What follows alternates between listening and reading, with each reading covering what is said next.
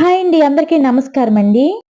నా తరపున మహిళలందరికీ ఉమెన్స్ డే శుభాకాంక్షలండి అందరికీని. నేను ఈరోజైతే మటన్ కట్లెట్, చికెన్ కట్లెట్ అలానే నేనైతే ఫిష్ కట్లెట్‌తో మీ ముందుకైతే వచ్చేసానండి.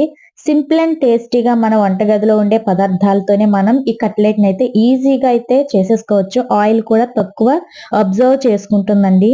చాలా అంటే చాలా టేస్టీగా ఉంటుంది. మనకి షవర్మా చేసినప్పుడు, బర్గర్ చేసుకున్నప్పుడు ఈ కట్లెట్స్ అనేవి చాలా ఉపయోగపడతాయి. ఎలా చేస్తానో మీరైతే చూసేయండి. నేను మార్నింగే రాగి పిండితో టమాటా చట్నీ చేసుకొని, రాగి పొంగనాలైతే చేసుకున్నాను. అలానే ఈ పిండి కన్సిస్టెన్సీ కూడా నా ఛానల్‌లో అయితే పెట్టాను. ఒకసారి నా ఛానల్‌నైతే చెక్ చేయండి. ఏ చేపలైనా తీసుకోవచ్చు. కానీ ముళ్ళు లేని చేపలనేది వాడాలండి దీనికి. నేనైతే ఇక్కడ పండుగప్పునైతే తీసుకున్నాను. దీంట్లో అయితే కాస్త వాటర్ అనేది వేసేసుకొని బాయిల్ చేసేసుకోవాలండి. ఫిష్ అనేది తొందరగానే ఉడికిపోతుంది కదా! జస్ట్ ఉడికితే చాలు. వీటినైతే పక్కనైతే పెట్టేసుకొని చల్లారిన తర్వాత ముళ్ళు అనేది సెపరేట్ చేసుకొని మెదపకుండా అలానే వదిలేయాలండి.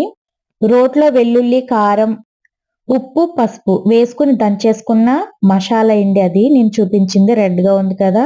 అది ఆ మసాలా. చేపనైతే మనం ఇలా పీల్చేసుకోవాలండి. వెంటనే మెదపకండి. ఇలా సన్నగా తరిగిన ఆనియన్స్, పచ్చిమిర్చి, కొత్తిమీర మనం దంచుకున్న మసాలాలో కారం, ఉప్పు అన్నీ వేసాం కదండీ! అవైతే సరిపోతుంది. సరిపోకపోతే మీరు మళ్ళీ ఇంకా ఎక్స్‌ట్రా వేసుకోవచ్చు. దీన్నైతే బాగా కలిపేసుకోవాలండి. ఇలా కలిపిన దాంట్లో garam masala powder, corn flour 2 table spoon అయితే సరిపోతుంది. ఎందుకంటే క్రిస్పీనెస్ కోసం మనం ఇది ఇలా చుట్టినప్పుడు అతుక్కొని ఉండడం కోసం గరం మసాలా అయితే ఫిష్ మసాలా ఉంటే ఫిష్ మసాలా వేసుకోండి. లేదంటే మనం ఎప్పుడు యూజ్ చేసే మసాలా వేసుకున్నా కూడా చాలా బావుంటాయండి కట్లెట్స్. ఇలా కార్న్ ఫ్లోర్ మొత్తం అంతా కలిపిన దాన్ని ఇలా రౌండ్ బాల్‌లో అయితే చుట్టేసుకొని 2 టేబుల్ స్పూన్ పాన్ మీద అయితే ఆయిల్ వేసుకొని దీన్నైతే మనం పెనం మీద ఒక దాని తర్వాత ఒకటి జాగ్రత్తగా అనేది పెట్టేసుకొని దీన్ని మనం సిమ్‌లో అయితేనే కుక్ చేసుకోవాలండి. హైలో పెట్టొద్దు. హైలో పెడితే తొందరగా మాడిపోతుంది. లోపలనేది ఉడకదు. తినడానికి కూడా మనకి చిరాగ్గా ఉంటుందండి. అందుకని మనం సిమ్‌లోనే పెట్టుకొని ఈ కట్లెట్స్ అయితే మనం తయారు చేసుకోవాలి. ఆయిల్ కూడా తక్కువ అబ్జర్వ్ చేసుకుంటుందండి. ఆయిల్ కూడా 2 టేబుల్ స్పూన్ అయితే మనం దీన్నంతా ఫినిష్ చేసేయవచ్చు. నిజంగా చికెన్ మీద ఎంత బెంగ పెట్టుకున్నారో నాకైతే కామెంట్ చేయండి. నేనైతే చాలా బెంగ పెట్టుకున్నాను. కర్రీ అయితే నాకు అస్సలు ఇష్టం ఉండదు కానీ చికెన్ జాయింట్స్, చికెన్ పకోడీ అయితే నాకు చాలా ఇష్టమండి. ప్రాణమండి బాబు.